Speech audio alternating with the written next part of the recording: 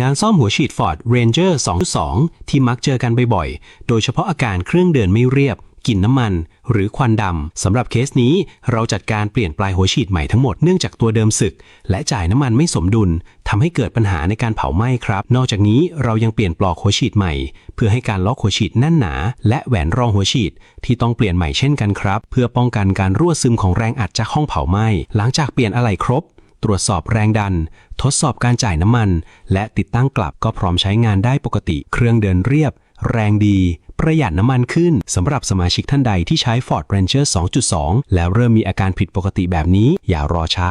ตรวจสอบหัวฉีดทันทีเพราะอาจแค่เปลี่ยนปลายหัวฉีดกับแหวนก็สามารถช่วยยืดอายุการใช้งานของเครื่องยนต์ไปได้อีกนานเลยครับหากรถของท่านเริ่มมีอาการผิดปกติอย่ารอให้ปัญหาลุกลามเรามีบริการตรวจเช็คและซ่อมหัวฉีดโดยช่างผู้ชำนาญพร้อมอะไหล่แท้และรับประกันงานซ่อมทุกคันเลยครับ